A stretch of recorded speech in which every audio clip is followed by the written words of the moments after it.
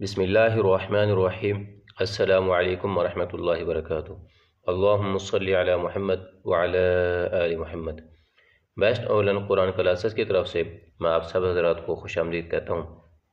امید ہے کہ ماشاءاللہ آپ سب حضرات خیر و عافیت، امن اور سلامتی کے ساتھ ہوں گے۔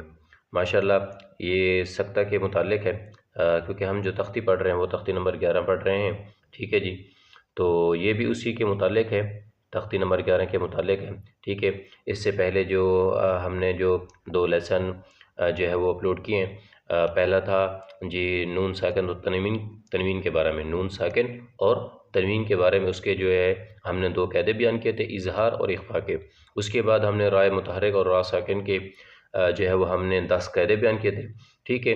تو اور آج کا جو ہمارا سبق ہے ماشاءاللہ وہ ہے جی سکتہ کے بارے میں، ٹھیک ہے جی۔ تو اس میں جو ہے وہ ہم سکتہ کے بارے میں پڑھیں گے، ٹھیک ہے، کہ جو ہے وہ کیا چیز ہے اور کس طرح پڑھتے ہیں، ٹھیک ہے جی۔ اور آپ سب حضرات سے ایک چھوٹی سی گزارش یہ تھی کہ جو بھی ماشاءاللہ ہمارے نئے حضرات جو ہے وہ ہمارے چینل پہ نئے آ رہے ہیں، تو ان سب سے گزارش ہے کہ ہمارے اس چینل کو جو ہے وہ ماشاءاللہ سبسکرائب کر دیں اور ایک پیارا سا لائک اور کمنٹ کر دیں، شکریہ، ٹھیک ہے جی۔ تو یہ آج کا جو ہمارا سبق ہے وہ کیا ہے جی، کس کے بارے میں جی، سکتہ کے بارے میں، ٹھیک ہے۔ تو چلیں شروع کرتے ہیں اپنے سبق کو۔ بسم اللہ الرحمن الرحیم۔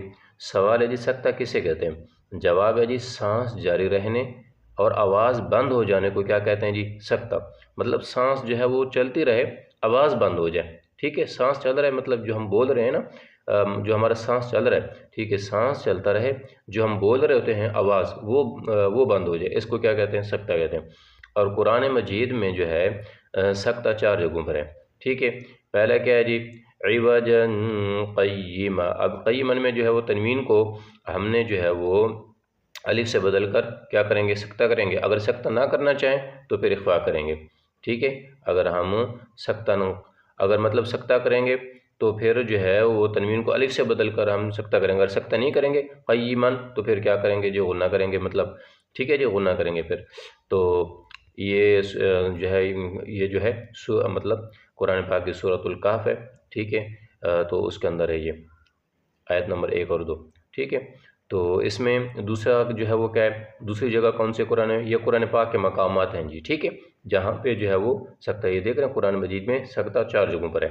پہلا مقام یہ ہے عوجا قیما، ٹھیک ہے، عوجا قیما، ٹھیک ہے۔ اس میں جو ہے وہ سانس جو ہے وہ چل رہا ہے لیکن آواز کیا ہو جاتی ہے، بند ہو جاتی ہے۔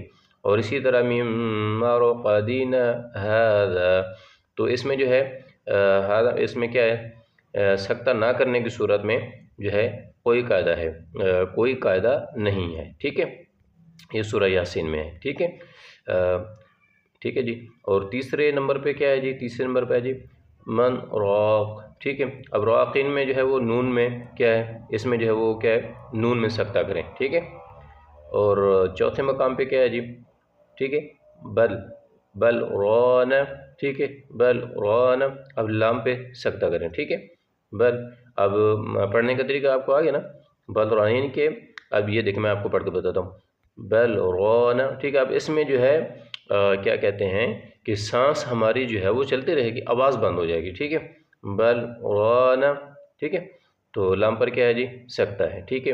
یہ کہاں ہے جی، سورۃ المطففین میں۔ اور یہ جو تیسرے نمبر پہ جو ہے یہ کہاں ہے جی، یہ سورۃ القیامہ میں ہے، ٹھیک ہے۔ اور یہ ان کی آیت نمبر بھی جو ہے وہ لکھی ہوئی ہے۔